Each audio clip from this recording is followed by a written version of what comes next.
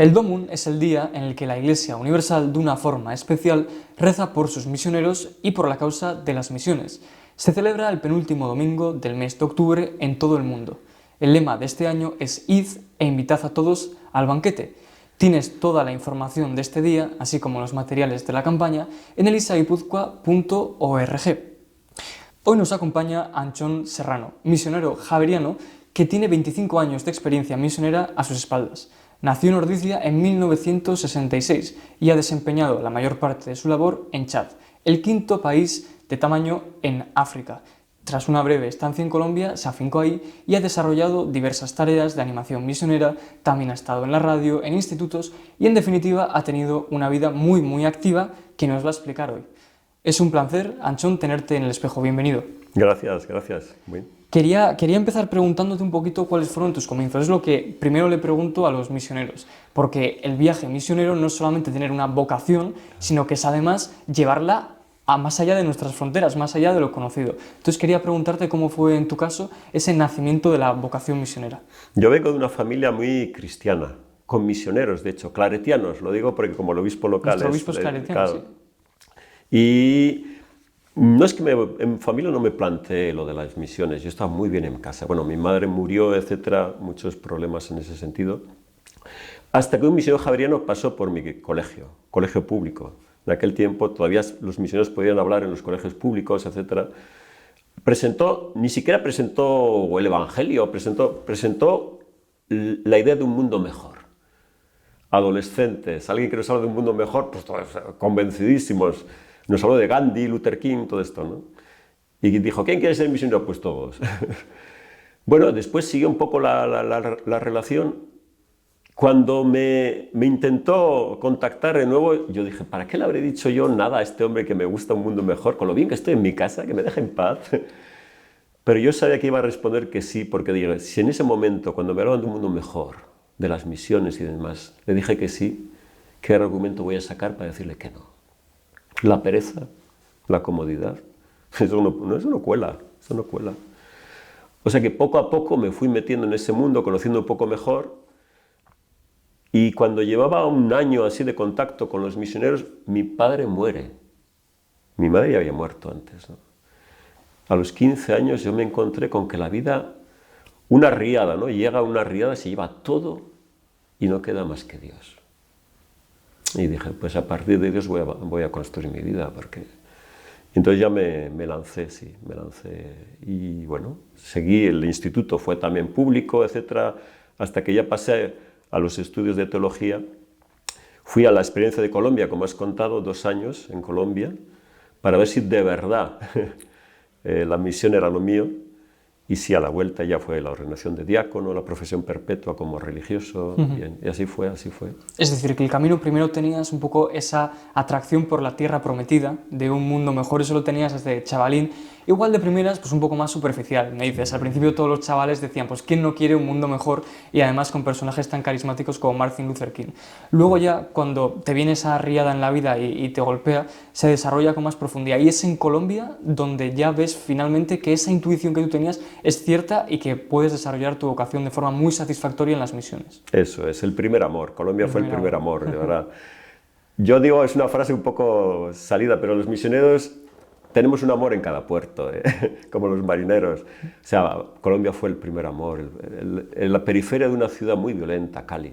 En aquel tiempo, con el cártel de Cali, una cantidad de dinero en el centro de la ciudad, que atraía a un montón de personas de otros lugares, que huían de la violencia, de la guerrilla en el campo, y unas periferias inmensas, pero con personas de una calidad humana extraordinaria. ¿Sí?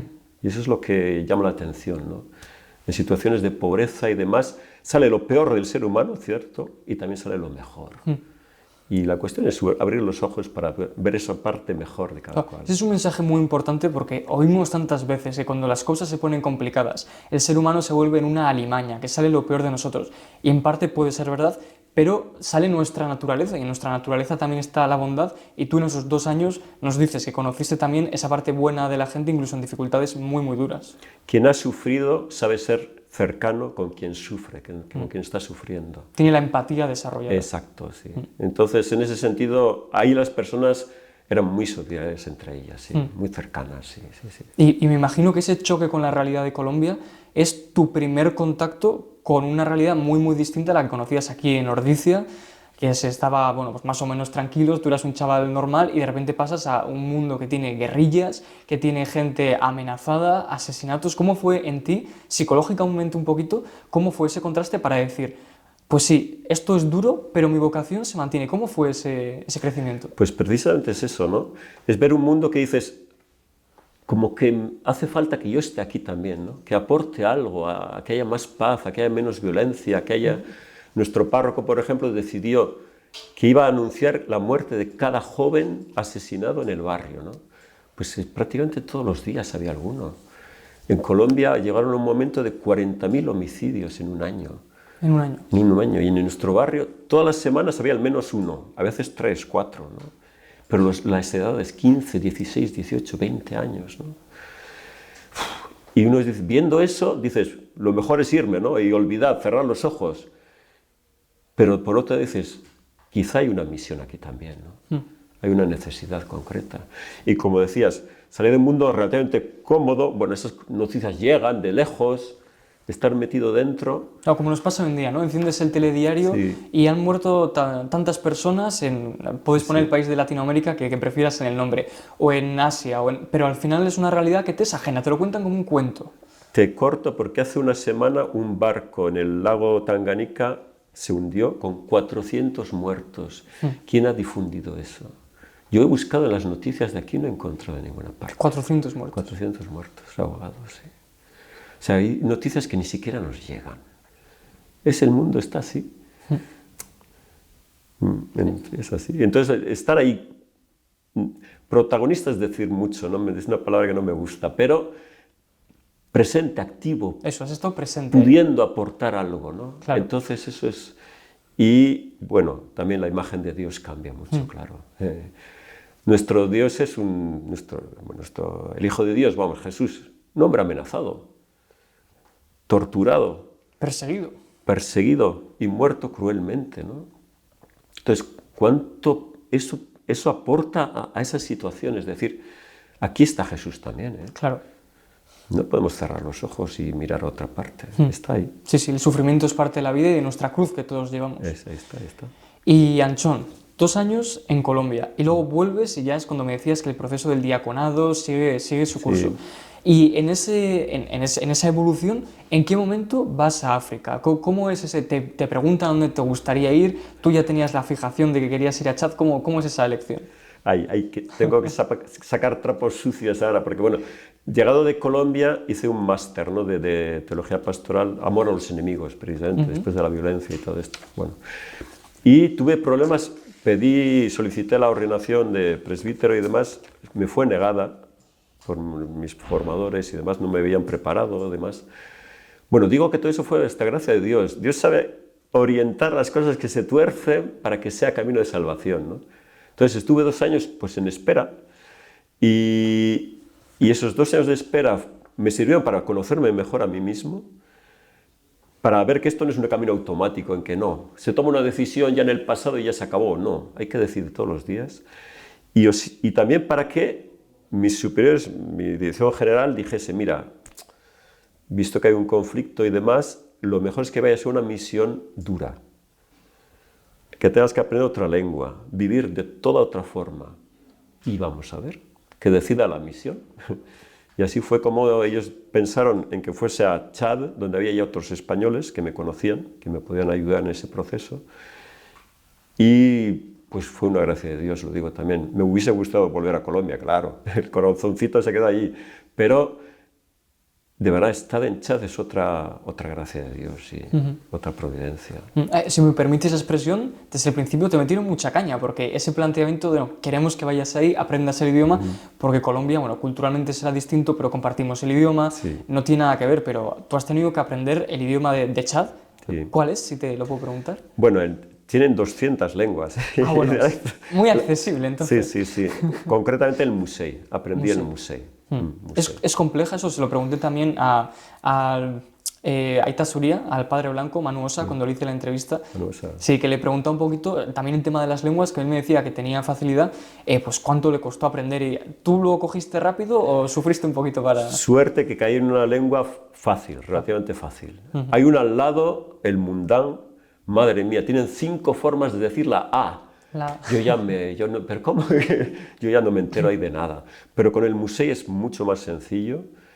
Y bueno, la verdad es que a mí me gusta estar con las personas, ¿no? Y intentar lanzar alguna frase y demás, y con errores, y con pruebas, y con sale, Sí, y pero sale, y tirarte a sale. la piscina. Sí, eso es, eso es. Y al final, pues mira, conseguí bastante, al menos entenderles. Ellos cuando hablan el lenguaje más sencillo, claro. Claro, te lo facilitan. Eso es, eso es. Y entonces me hago entender, sí, sí, sí, sí. Vale, entonces llegas ahí todavía eres joven, ¿qué edad tenías cuando llegas a Chad? Ahí tengo que hacer cuentas ahora. Creo que eran 30 años, sí. 30 años. 30 Estás con 30 años, una cultura distinta, una lengua distinta, y llegas ahí y ¿cómo enfocas tu labor misionera? ¿Cuáles son tus primeros pasos? ¿Cuál es tu labor allí? Bueno, nosotros vivimos en comunidad y trabajamos en comunidad, en diálogo con el obispo, naturalmente. Entonces, el primer año es introducción. Todo un año de aprendizaje de la lengua, de la cultura, encontraron un señor de un pueblo, un maestro local, muy dinámico, lo prepararon un poco y era nuestro profesor de lengua. Entonces estuve un tiempo, éramos 2 que aprendíamos la lengua al mismo tiempo, el otro era una persona mucho más práctica que yo, etc. Entonces hubo unos trabajos que hacer, dejó los cursos y yo aproveché para irme al pueblo de ese señor y viví 3 meses en el pueblo de ese señor, ¿no? Claro, un cambio cultural, no hay agua corriente, no hay luz, se vive en una choza, la cama es 4 maderas puestas y ya está. Pero es la forma de entrar y de aprender. Los mosquitos que molestan por toda parte, pero ¿Te picaban los mosquitos? ¿Eras víctima de...? Pican, madre mía, la malaria es verdad, sí. mata mucho en África, Sí. en Chad todavía. Sí, sí. Bueno, entonces fue vivir de esa forma más sencilla, ese salto cultural me ayudó mucho, me ayudó mucho. Se sufre, claro, se sufre. Es un shock. Pero También. ¿en qué objetivo de la vida no se sufre? Es que cuando hay una esperanza hay sufrimiento y hay prueba. Sí, sí. Entonces, buscando entrar en la realidad, pues fue un tiempo de gracia otra vez. Y ya volví a la comunidad, etcétera, y ya empecé la actividad. Nos contabas lo del sufrimiento, eso es muy importante porque la clave del sufrimiento es que tenga un sentido. El sufrimiento absurdo es terrible, pero si tienes fe y si crees que todo tiene un propósito, pues el sufrimiento también, en cierta forma, no voy a decir que se lleva mejor, pero tiene un sentido y eso te motiva para vivir. Exactamente, eso es. Hay una motivación. Y eso es lo que nos empuja. La motivación religiosa empuja más todavía, claro. La fe. Eso lo veías en la gente de ahí, porque también cuando he hablado con algún misionero me dice, pues si vivía en unas circunstancias mucho más duras que las que nosotros vivimos, con muchas dificultades, pero su concepción de la vida estaba mucho más adaptada al sufrimiento y le conseguían dar un sentido y por lo tanto eran felices. ¿Tú eso cómo lo vivías? La misma experiencia. Saben sufrir, saben que sus condiciones de vida son escasas y limitadas y van a sufrir, saben.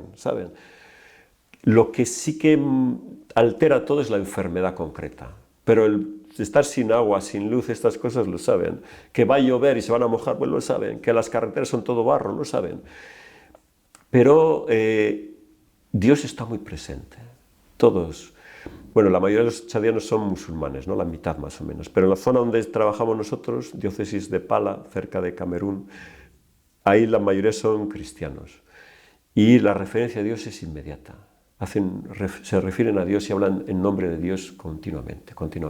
Lo tienen en su boca. Lo tienen en su boca y en su forma de vivir. Ellos saben que sin Dios se mueren, no pueden hacer más. Y entonces ese sufrimiento va acompañado de una visión de fe.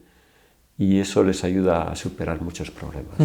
Nos hablabas de que llevan bien, entre comillas, el no tener agua, la falta de luz, están acostumbrados. Sí que la enfermedad concreta puede hacerse más dura. Nos comentabas el tema de la malaria que se lleva muchas vidas por delante.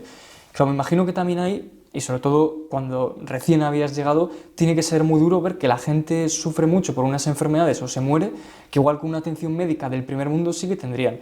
¿Eso qué sentimientos creaba en ti? Porque a mí creo que me costaría mucho no desarrollar no quiero decir rabia u odio hacia mi propia cultura, pero ver que yo vengo de un sitio donde hay una suerte de privilegios, Exacto. donde sí que se tienen, y luego tú vas a otro sitio donde hay personas igual que tu familia, que tu hermana, que tu padre, y lo sufren, eso que es muy, muy duro, ¿tú cómo lo viviste?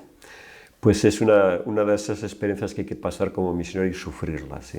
Porque no se puede ayudar a todo el mundo y no es sano, además, ayudar a todo el mundo así, de forma Papá Noel, ¿no? Que llega y reparte regalitos, ¿no?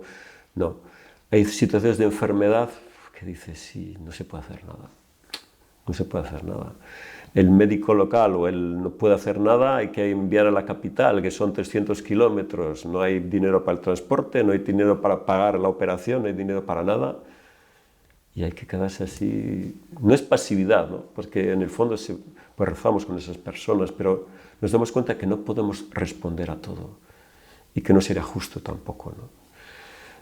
Porque nosotros no somos ricos, la diócesis nos da muy poquito dinero, entonces no tenemos, materialmente no tenemos para ayudar.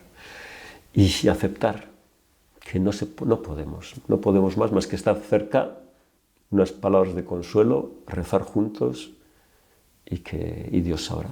Igual lo más complicado es lo que nos cuentas, ese proceso de aceptación de que por muy buenas intenciones que tengas y que aunque puedes ayudar, hay un punto en el que llegas, mira, llego hasta aquí y no puedo ayudar a todos ni aunque quiera. No, eso es. Las estadísticas hablaban de un niño al nacer muere, 1 de cada 10 muere al nacer, otro no llega a 5 años, o sea, 2 de cada 10 se van antes. No, 2 de cada 10 mueren antes de 5 años. Son 3 de cada 10 que mueren antes de los 5 años, ¿no? Una mortalidad infantil muy, muy alta. Las madres, era una de cada 100 mueren en el parto. O sea, son estadísticas pero terribles, ¿no? La esperanza de vida había subido. La última yo leí algo de 55 años como esperanza de vida, ¿no? Es que es poco.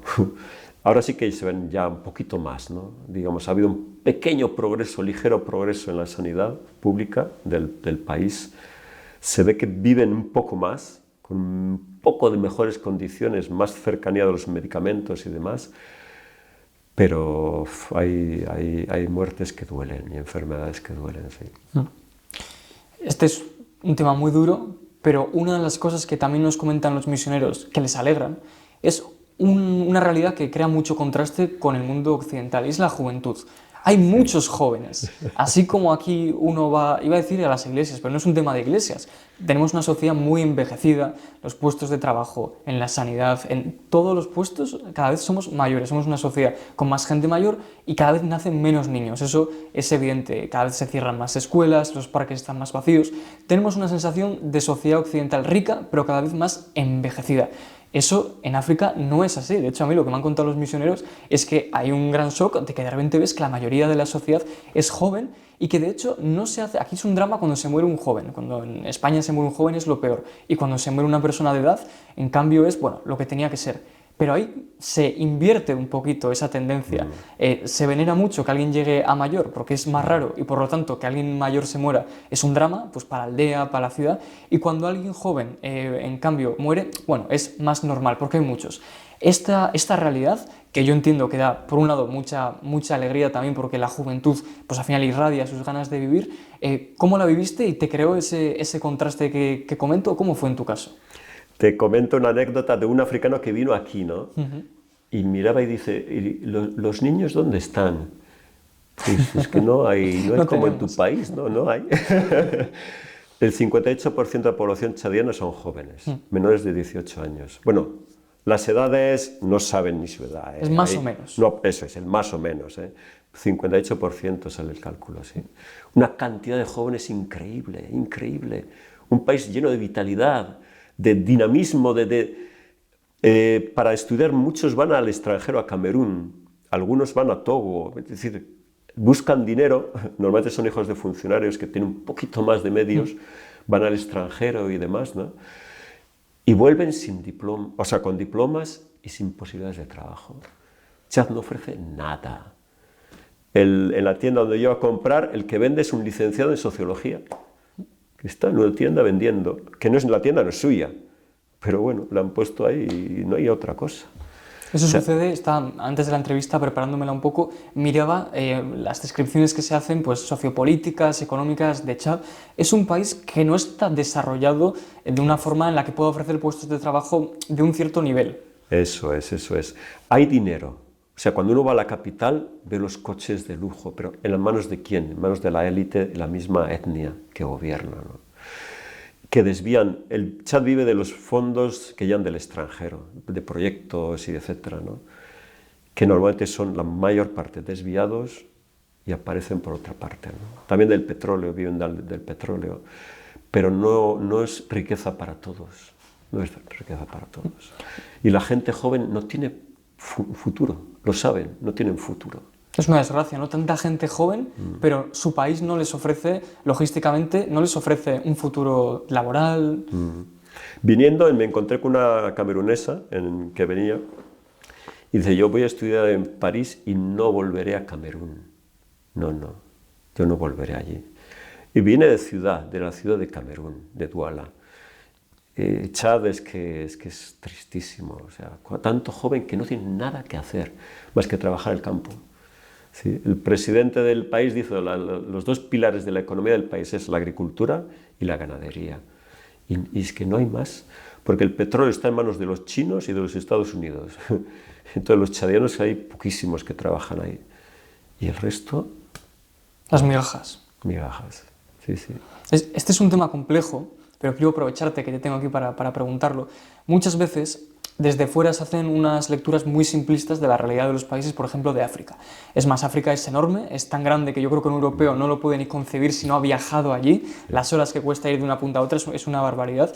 Y a veces las lecturas desde aquí son simples. Muchas veces se oye que todos los problemas de África, o muchos de ellos, pues son el colonialismo, es que todavía los países europeos oprimen a África. Yo quería preguntarte cuánto de esas tendencias nocivas del pasado seguimos arrastrando, pero cuánto también, pues igual viene por una corrupción endémica que les está lastrando y que es propia suya. Eso también te lo quería preguntar.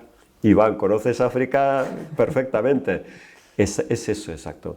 Hay las dos cosas, las potencias extranjeras, ¿no? Francia domina Chad, pero está Estados Unidos, China y Rusia que también quieren apoderarse de Chad. Hay que mirar solo la geografía. Frontera norte, Libia, guerra. Sudán, al este, guerra. Sur, Centroáfrica, guerra. Y lo que queda como estable, supuestamente estable, es Chad, ¿no? Francia ha instalado ahí el cuartel general de su operación contra el islamismo radical y Francia no quiere perder Chad, pero lo va a perder. O sea, las previsiones, incluso el nuncio anterior era un español, decía Francia no tiene nada que ofrecer, no tiene nada. Y es un país en manos de las potencias extranjeras, lo que quieran hacer con él. Lo malo es eso. Pero también es verdad lo que decías, la corrupción, que ha entrado al nivel de la familia, ha entrado a nivel de la iglesia, ha entrado a nivel social, de toda asociación, agrupación, todo está contaminado por la corrupción. Como decía, mucho dinero llega del extranjero, de proyectos, ¿no? Y la idea es, si yo no lo robo, es el otro quien va a robar ese dinero. Y yo soy cristiano, pero lo voy a robar yo, porque yo lo voy a emplear mejor que el otro, porque ese dinero no va a servir a mi país. Y esa es la mentalidad. En la iglesia igual.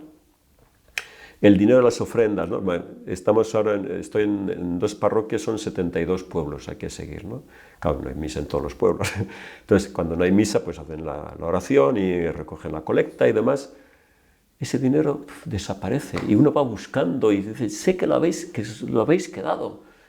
Y dice, y es verdad, nos lo hemos quedado, pero es que es así, es así. La mentalidad del bien común se perdió. ¿Cuándo? No lo sé, pero se perdió. Suele decirse que un país es verdaderamente corrupto cuando su gente ya ni siquiera tiene conciencia de la corrupción, cuando está tan integrada en el día a día que la corrupción es simplemente el funcionamiento del país, cuando es la tónica habitual sobornar al policía, al funcionario. Eso ya no es ni corrupción, es el funcionamiento del país. ¿Chad está en ese nivel de corrupción o está en vías de llegar ahí? Estamos en ello, estamos en ello. Que el año fue el 96, ¿no? Que Transparencia Internacional dio a Chad el primer puesto en corrupción del planeta, ¿no? Y estamos en eso. O sea, un día en un puesto de control de la policía, como iba en un transporte público y no me iban a parar porque es un control de inmigración, el mismo chofer me dijo, mira, dale algo, dale dinero. Tú tienes todos los papeles, yo ya lo sé, pero dale dinero. Si no, vamos a estar aquí esperándote media hora y todos los pasajeros van a esperarte por ti, ¿no? Y el chofer dijo, en Chad hay que hacer así. Si no lo haces así, mejor vete. Y así se hizo. Y claro, sí. Voy a dejar media hora esperando a todos los pasajeros, es que me van a echar piedras después. Es que al final uno viene con mala conciencia, pero dices, es que... No se puede hacer otra cosa. Es que por el respeto a los otros, porque el policía no me va a dejar pasar sin pagar, aunque tenga todos los papeles en regla.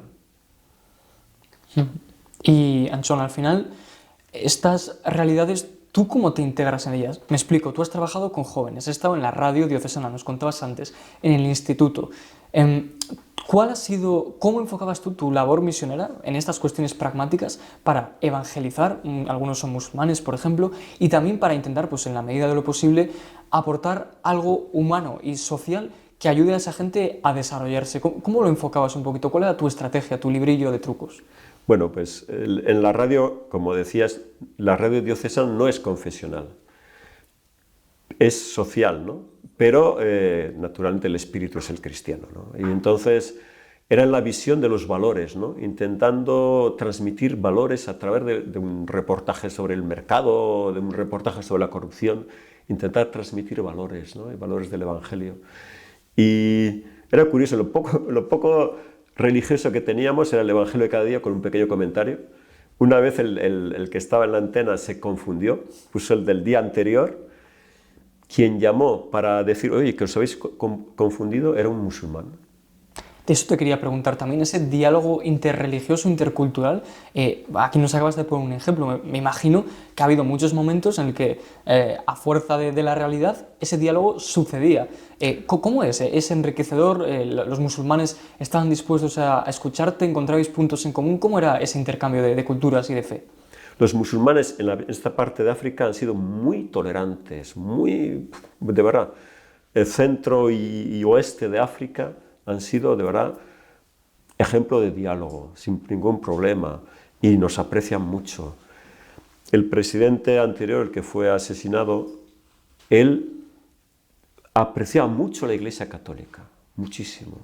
Siendo musulmán, bueno, oficialmente musulmán, dejamos así las cosas, y en la formación a los policías les formaban para que respeto total a los curas, pastores, imanes, a los hombres de Dios, respeto. ¿Sí? Y eso en la sociedad se vive, es decir, bueno, yo llamo la atención siendo blanco, ¿no? Donde vivimos los únicos blancos somos los misioneros. Antes me contabas que cuando aparecía un blanco, todo el mundo, a mí me decías al empezar la entrevista también, que tengo los ojos claros y que es algo que allí no se ve. Allí no se ve, allí no se ve. Somos los únicos blancos. Y ellos saben que hemos dejado un mundo mucho más cómodo, con mucho más medios, para estar en medio de ellos sin sacar ningún beneficio. Lo saben. Y entonces por eso de entrada nos aprecian. Nos observan mucho. Y a veces pues tenemos necesidad de algo, no sabemos pedir, ¿qué necesitas? Enseguida. ¿Cuántos musulmanes me han dado de comer? ¿Cuántos musulmanes me han dado de beber porque estaba sediento y con los meses de calor? ¿Cuántos musulmanes me han recibido en su casa? ¿Cuántos musulmanes...? Es natural, es la vida, ¿no? Es la vida que fluye, ¿no? Concretamente también la Iglesia hemos creado el Día de la Cohabitación Pacífica, ¿no? De la convivencia pacífica, para que musulmanes, cristianos, protestantes, también de la religión tradicional, podamos juntarnos, rezar juntos y compartir una comida juntos, ¿no? Y el motor ha sido la Iglesia Católica y lo seguimos haciendo. El presidente que mataron participaba siempre en eso, ¿no? Con los imanes principales del mundo musulmán. Ha enradecido la situación el islamismo radical, el Boko Haram, Estado Islámico, todo este mundo, ¿no? Porque, claro, llegaron también los militares de Estados Unidos a formar a los militares locales. Los militares franceses se endurecieron. Todo eso ha provocado un rechazo antioccidental y ahora mismo antifrancés. Bueno, ya Malí, Burkina, Níger han echado a los franceses y en Chad, como está el cuartel general, no se atreven todavía, pero el sentimiento en la calle antifrancés es muy Bueno, y fuerte. tú nos comentabas, Francia va a perder Chad. Eso... A mí me parece que es evidente, sí. Pero bueno, volviendo al diálogo, saben que no somos franceses, bueno, menos mal, pero el tema religioso no hay problema. Bueno, cosas concretas, detalles concretos que a mí me gusta contar, ¿no? En la panadería fui un día y estaban justo lavándose para las evoluciones para la oración, ¿no? Y habían dejado a un muchacho, a un jovencito, y bueno, le compré el pan y dice, oye, ¿tú también rezas? Me pregunta, sí, yo también rezo, ¿eh? Y dice, hoy además voy a rezar por ti. Dice, yo también. Termino de venderte, voy a lavarme y voy a rezar por ti. Y otro día, bueno, una musulmana vivía, bueno, separada y demás, bueno, vivía de vender buñuelos y té y demás en la calle, ¿no? Y vulnerable, pues los ladrones 2 veces la habían robado, ¿no? Entonces vino a buscarme a mí para desahogarse. Y le dije a un cierto punto, bueno, si quieres, rezamos. Bueno, yo soy cristiano, ya lo sabes. ¿Tú te crees que voy a rechazar la oración de un cristiano? Si hubiese venido aquí, si rechazo la oración de un cristiano, no hubiese venido aquí. Claro. O sea, se puede rezar con sobre todo los islamizados, los fulbé, ¿no? El mundo fulbé, el mundo peul, todos que vienen de Senegal, todo este mundo, ¿no? Son muy abiertos, muy abiertos.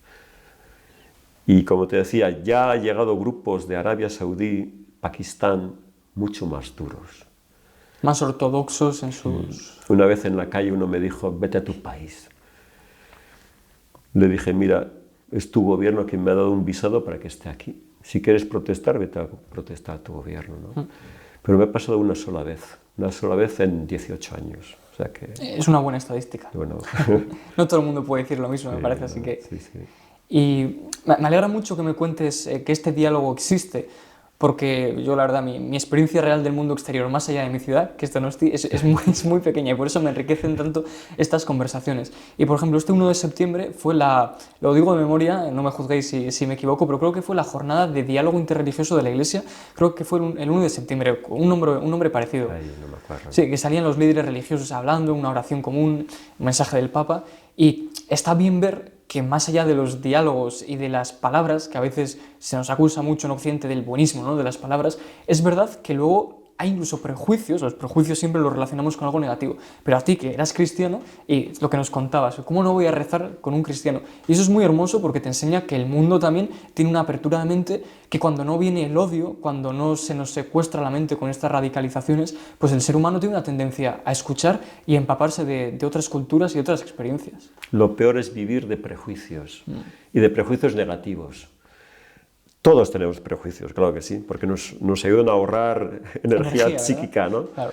Pero cuando ese prejuicio es el absoluto, y el musulmán es terrorista, y ya está, y ese porque viene de África viene a robarme, cosas así, ¿no?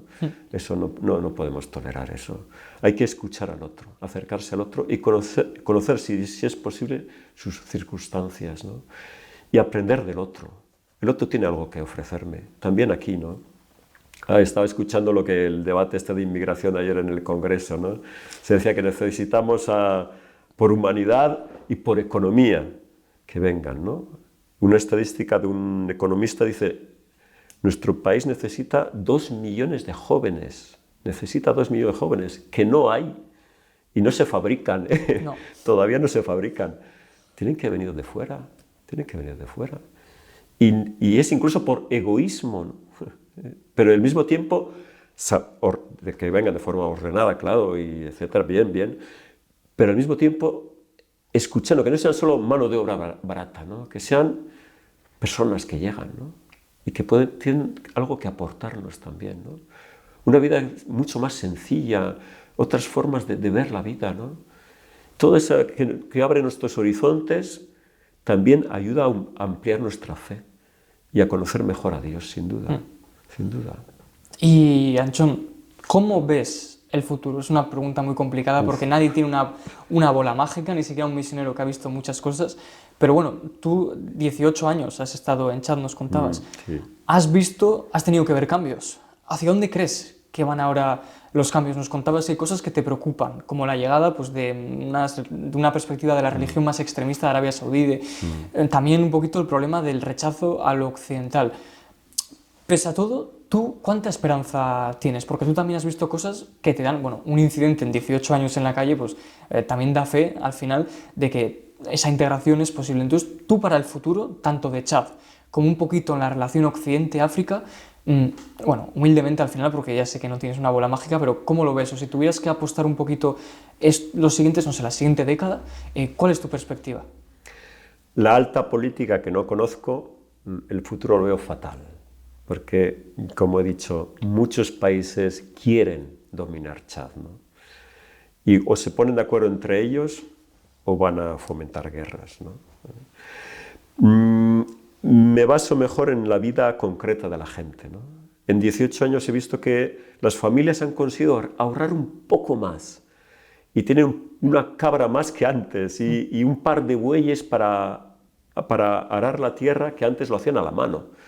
Y pequeñas mejoras mínimas. Los niños casi todos van a la escuela. Antes las niñas no iban a ninguna. Ya me han dicho que en el instituto la mayoría son chicas ahora. Esos son logros, entre otros, de la misión, de los misioneros, ¿no?